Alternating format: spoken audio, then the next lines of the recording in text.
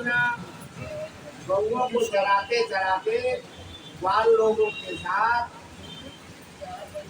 बहुत दूर चले गए। बहुत दूर चले गए भगवान। वहां पर कुछ दूर पर कौशिक गोत्रीय ब्राह्मण यज्ञ कर रहे थे मोक्ष की कामना से। वो कौशिक गोत्रीय ब्राह्मण मोक्ष की कामना से यज्ञ कर रहे थे। भगवान ने ग्वाल लोगों से कहा कि देखो यहाँ पर कुछ दूरी पर ब्राह्मण लोग यज्ञ कर रहे हैं ना, और तुम वहाँ जा करके ब्राह्मण लोगों से कहो कि कृष्ण और बलराम यहाँ आए हुए हैं, ग्वाल वालों के साथ आए हैं, उन्हें भूख लगी है, थोड़ा सा उन्हें भात देना भोजन करने के लिए। वो लोग दे देंगे। ग्वाल लोग आए और जगह के जो ब्राह्मण लोग थे उनसे कहे बलराम कृष्ण भूखे हैं, कम लगा के लिए दूर आ गए, थोड़ा सा अन्न दे दीजिए उनके खाने के लिए। ब्राह्मणों ने डांट दिया उन्हें। ब्राह्मणों ने कहा हम यहाँ भंडारा थोड़ा पका रहे हैं, हम यहाँ यज्ञ कर रहे हैं, कोई भोजनालय नहीं चला रहे हैं, यज्ञ कर रहे हैं, इसमें तो हम कहाँ से तुम्हें अन्न देना। डांट करके भगा दिया। अब वह लोग भगवान के पास पहुँचे। भगवान ने कहा किससे आपने मांगा? तो कहा यज्ञ के जो आचार्य लोग थे उनसे हमने याचना किया है। भगवान ने कहा नहीं, यज्ञ के पत्नियों से जाकर के मांगिए, जो ब्राह्मण देवता की पत्नियां हैं उन से आप याचना करके। अब वो आकर के यज्ञ पत्नियों को देखे, सभी जो आचार्यों की जो पत्नियां थी वहाँ जगह जगह विराजमान थी। अलग अलग सबका शिविर लगा हुआ था। उस शिविर में जा करके देखा हमारे पर, तो सभी लोग वालों ने कहा कि देखिए भगवान कृष्ण कन्हैया और बलराम जी भूखे हुए हैं और आपसे भोजन की इच्छा करते हैं। तो यज्ञ पत्नियों ने बहुत सोचा था, भगवान के इस पुराण बात को बहुत सुना था, इसलिए सभी से सभी चाह रही थी कि हम भगवान का दर्शन करें। जैसे सुनी कृष्ण और बलराम हमारे सन्निकट ही आए हैं, सभी यज्ञ पत्नियों ने अपने अपने अनुसार विभिन्न तरह का भोजन बनाया। अब देखिए इनका एक स्वभाव होता है, यदि ये चाहे किसी को तो अपने इच्छा अनुसार अगर चाहे तो बहुत बहुत तरह का भोजन बना के खिलाते हैं। अगर न चाहे तो आप कुछ भी करिए, कहेंगे कुछ ही नहीं क्यों खिलाए, नहीं बनाएंगे, बराबर नहीं करेंगे। ऐसी स्थिति होती है। अब यह सब लोगों की इच्छा हो गई एक साथ, सबके सब भगवान का दर्शन करना चाह रही थी। अनेकों अनेकों तरह का पकवान सभी लोगों ने बनाया। अब बना करके सब ले करके और अपने अपने आंचल से ढक करके ले करके कृष्ण और बलराम के पास पहुंची। उसमें एक घटना और हुई। एक यज्ञ पत्नी ऐसी थी ब्राह्मणी, जिनके ब्राह्मण देवता बड़े ही क्रूर थे, बड़े क्रोधी थे। उनको यानी पता चल रहा है कि मेरे आदेश के बिना यह थोड़ा इधर उधर हुई तो पृथ्वी को उलट पलट जाए, ऐसी स्थिति थी। वो डर के मारे वो ब्राह्मणी अपने घर से बाहर नहीं निकली। भोजन उन्होंने भी खूब बना लिया था भगवान के नाम पर और बैठ करके रो रही थी, हे प्रभु हम तो आपके पास नहीं पहुंच रहे हैं। लेकिन अद्भुत घटना हुई। सभी गोपियों ने देखा, सब जगपत्नियों ने देखा, जो भोजन ले गई सबों ने देखा कि वही ब्राह्मणी हम लोगों से आगे आगे और सबसे पहले पहुंच करके वो कृष्ण बलराम को भोजन करा रही थी। ऐसा सभी जगपत्नियों ने देखा और वो तो घर से गई ही नहीं। लेकिन ऐसी कृपा हुई वो सभी मिल करके वहाँ भोजन करा रही थी। सबों ने ऐसा अद्भुत ऐसी घटना अद्भुत देखी। उसके बाद वहाँ से आती है, आकर के सबों ने देखा तो ये तो पहले से घर उबर बैठी हुई है। सब जगह पत्नी ने कहा अरे तुमको पहले ही जाकर के वहाँ भोजन कराएंगे। देखिए यह शरीर जो है सर्वबंधन में बंधा हुआ है, शरीर नहीं जा सकता है। लेकिन आत्मा जो मन है, आत्मा है जो, ये कहीं भी जाती है। आप आत्मा से यदि किसी कार्य को करते हैं तो वह व्यवहार में भले आप न कर सके, लेकिन आत्मा से यदि आपने कोई कार्य कर दिया तो वह कार्य ईश्वर को स्वीकार हो जाता है। उसे बहुत संकल्प की जरूरत नहीं, मानसिक संकल्प हो गया। आपने आत्मा से संकल्प कर लिया, आत्मा से अगर कोई कार्य करने के का मन बनाया, आप वहाँ नहीं भी पहुँच पाए तो भी भगवान को आपका कार्य स्वीकार कर लेते हैं। कलयुग की और यह विशेषता है, कलयुग में मनसा पुण्य हो ही नहीं पाता। कलयुग में जो है मानसिक पुण्य होता है, पाप नहीं होता। अन्य युगों में यह है कि कोई यदि मन में कोई पाप सोच ले तो उसे वह पाप करने का अधिकार प्राप्त होगा, मानसिक पुण्य नहीं प्राप्त होगा। लेकिन कलयुग में आप मनसा बोल के हम किसी सत्कर्म को करने के लिए, तो उस सत्कर्म को करने का पुण्य आपको प्राप्त हो जाता है। और मानसिक जो आप कुछ भी सोचते हैं उसके बुद्धि तो भ्रमित हो जाती है, ऐसा नहीं है, बुद्धि भ्रमित हो सकती है लेकिन उसका प्रायश्चित नहीं मिलता। इसलिए इस प्रक्रिया के लिए आपको अपने अच्छे ग्रंथों का स्वाध्याय करना चाहिए। बोले वृंदावन बिहारी लाल जय।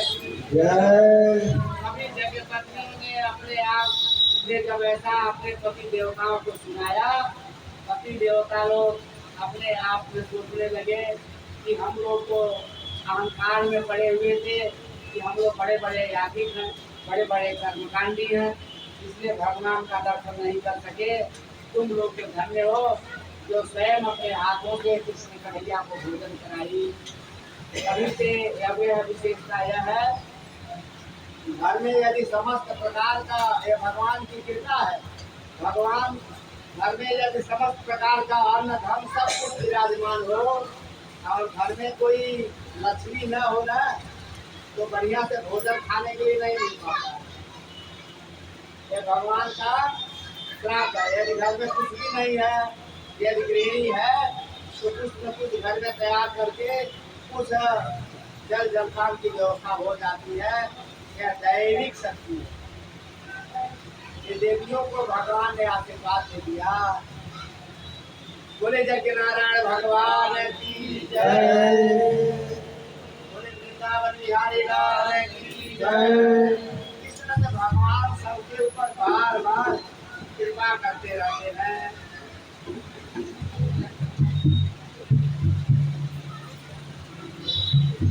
अभी भगवान की आयु केवल 5 वर्ष की है और इसके बाद कथा रास लीला की तरफ बढ़ रही है। आइए ऐसे बाल गोपाल भगवान का हम लोग केवल नाम संकीर्तन करें।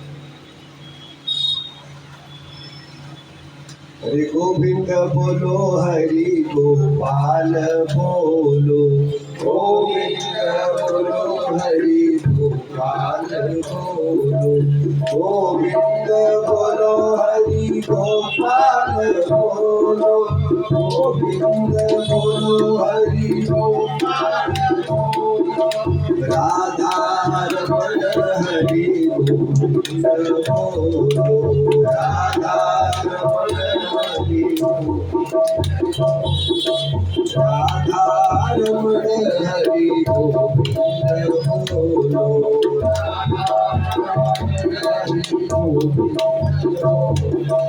ब्रह्मा की जय जय, विष्णु की जय जय, ब्रह्मा की जय जय, विष्णु की जय जय, ब्रह्मा की जय जय, विष्णु की जय जय, ब्रह्मा की जय जय, विष्णु की जय जय, ब्रह्मापति शिव शंकर की जय जय, ब्रह्मापति शिव शंकर की जय जय। गोविंद जय जय गोपाल जय जय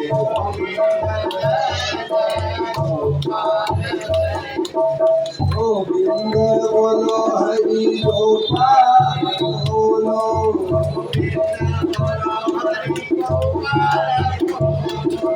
गोविंद बोलो हरि गोपाल बोलो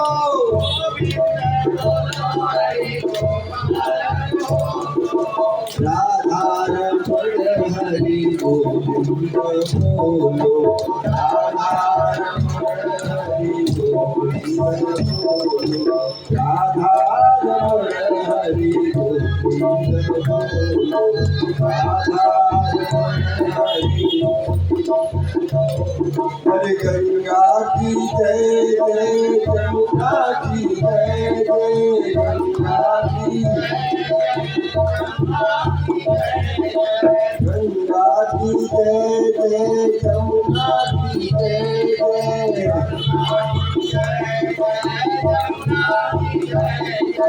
सरस्वती त्रिवेणी की जय जय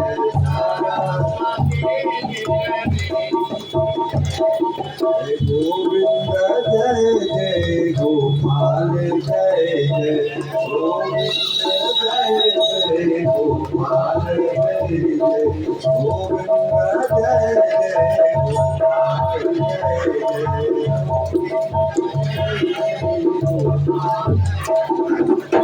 हर वृंदावन का कृष्ण कन्हैया सबकी आंखों का तारारी मन ही मन क्यों चले राधिका मोहन सबका प्यारा रे वृंदावन का कृष्ण कन्हैया सबकी आंखों का तारा रे मन ही मन क्यों चले राधिका मोहन सबका प्यारा रे मन ही मन क्यों चले राधिका मोहन सबका यमुना तट पर नंद तलावा यमराज से रचावे यमुना तट पर नंद तलावा यमराज से रचावे तन मन डोले कान्हा ऐसी बंसी मधुर बजावे तन मन डोले कान्हा ऐसी बंसी मधुर बजावे तन मन डोले कान्हा बंसी मधुर बजावे सुध बुध खोए खड़ी गोपिया सुध बुध खोए खड़ी गोपिया जाने कैसा जादू गालाई बन क्यों चले राधिका वो सबका प्यारा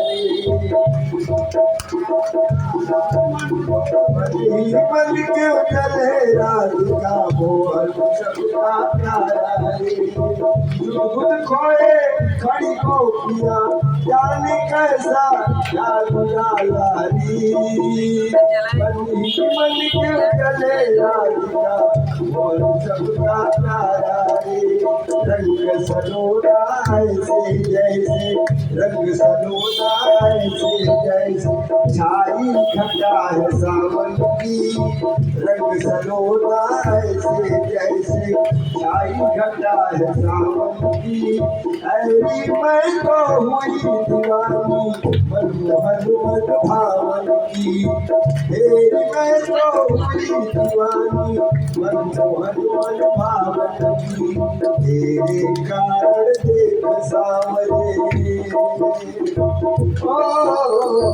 तेरे कारण देख सावरे छोड़ दिया जग सारा तेरे कारण देख सावरे छोड़ दिया जग सारा मन क्यों चले राधिका मोहन सबका प्यारा रे मन क्यों चले राधिका मोहन सबका प्यारा रे वृंदावन का कृष्ण कन्हैया, वृंदावन का कृष्ण कन्हैया, सबके आंखों का राजी, मन ही मन क्यों जले राधिका, मोहन सबका प्यारा री, मोहन सबका प्यारा री, मोहन सबका प्यारा।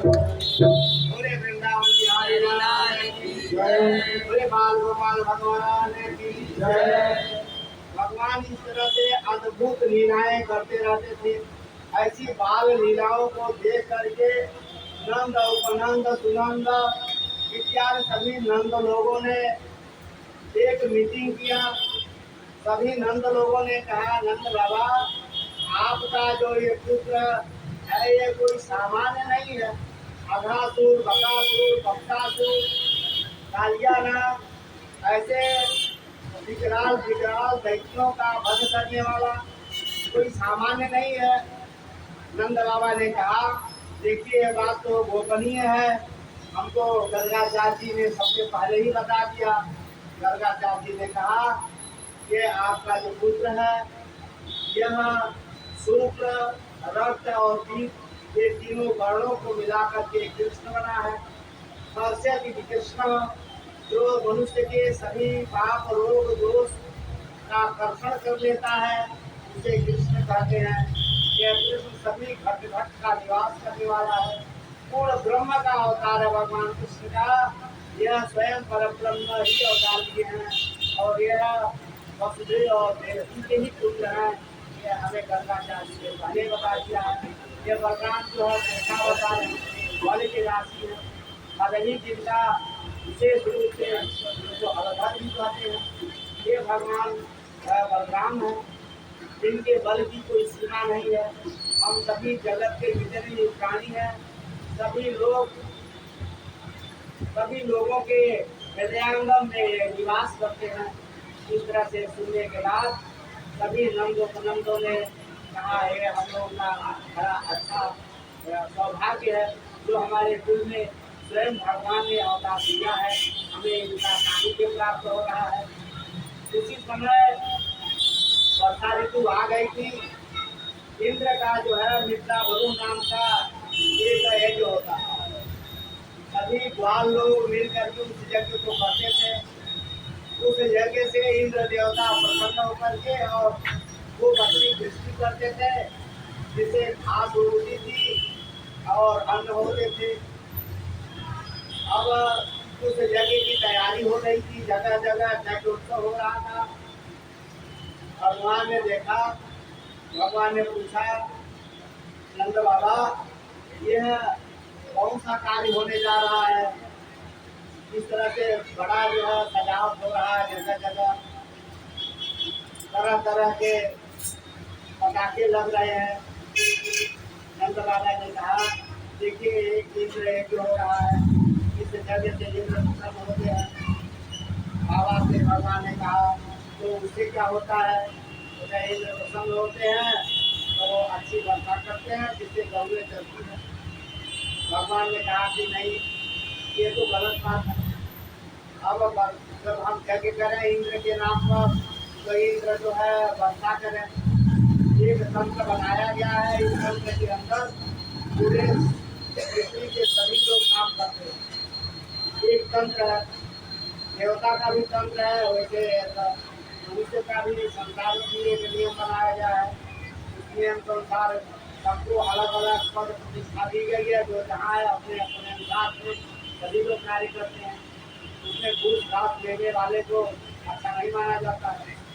इसी तरह से इंद्रादि देवता अग्नि का कार्य है जलाना, पृथ्वी का कार्य है धारण करना, इंद्र का कार्य है मेघों के द्वारा समय समय पर वर्षा करना। तो यह तो अच्छा कार्य नहीं है, हम इंद्र की सेवा क्यों करें? यह कार्य जो है गिरिराज भगवान पर भी, गिरिराज पर जो गोवर्धन पर्वत है उस पर हमारी गंगे जाके चलती हैं। तो इसलिए पूजा के अधिकारी गोवर्धन महाराज, उन्हें जाकर के गोवर्धन महाराज की खुद पूजा कराए और स्वयं भगवान गोवर्धन के स्वरूप में होकर के इतनी पूजा की भगवान स्वयं ग्रहण किए। खूब मालपुआ खाए भगवान, खाते खाते एकदम जितना भी बनाए थे माखन मिश्री मालपुआ इत्यादि खूब खाए भगवान। उसके बाद इंद्र को पता चला कि मेरा जो यज्ञ है यह कृष्ण ने ही मना करा दिया। इंद्र ने कहा ये जो बाल लोग हैं ना बड़े ठीक हो गए। बताइए, एक बच्चे के कहने पर मेरी अवहेलना कर दिया इन्होंने। अब हम इनको समझाते हैं। अब 49 पवन होते हैं, उन सभी पवनों को छोड़ दिया उन्होंने। जितने मेघ हैं सब मेघ बादलों को छोड़ दिया। सबसे कहा इतना बारिश करो कि पूरा ब्रज बह जाए।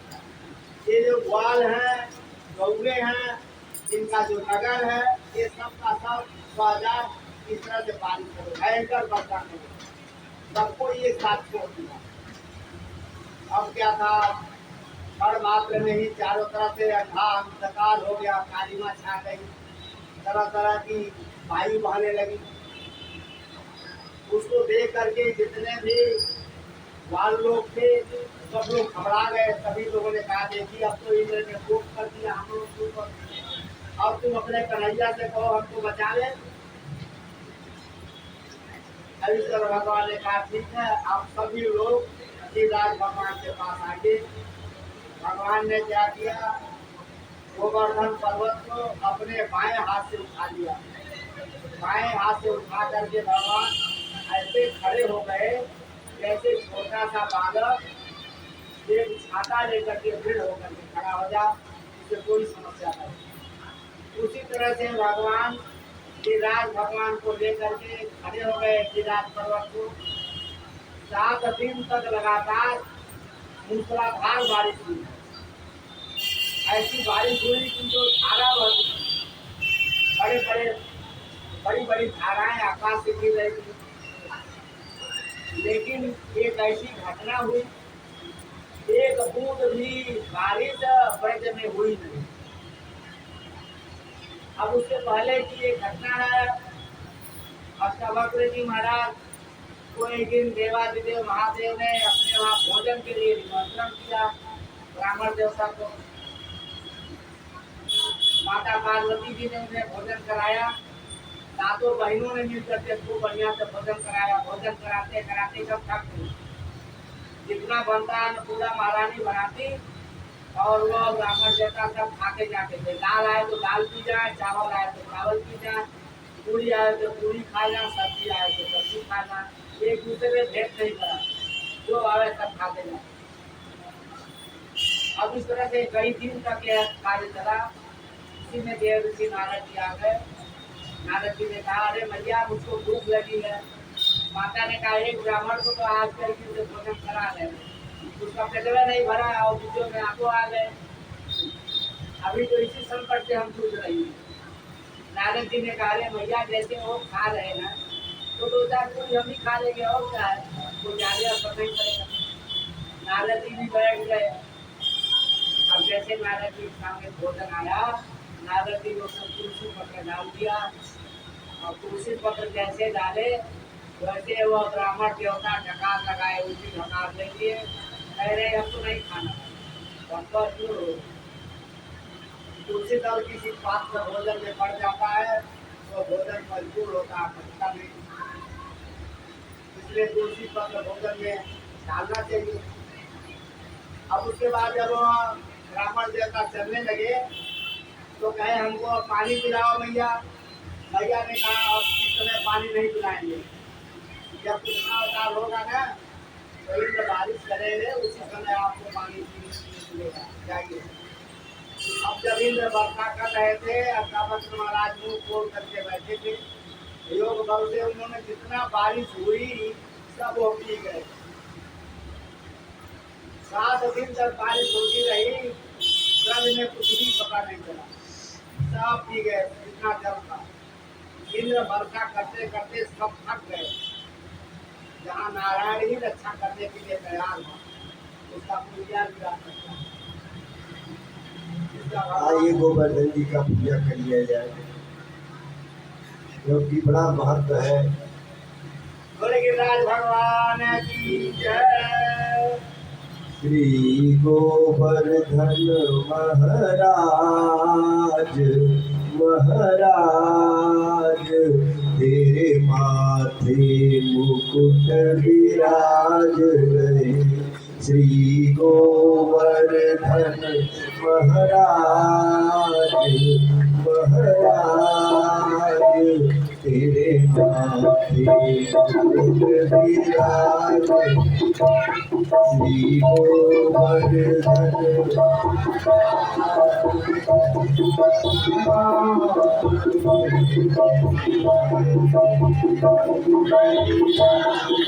स्वयं भगवान कृष्ण ही है गोवर्धन, स्वयं पूजा भी कर रहे हैं नंद बाबा के साथ खड़े होके, और एक रूप से ग्रहण भी कर रहे हैं।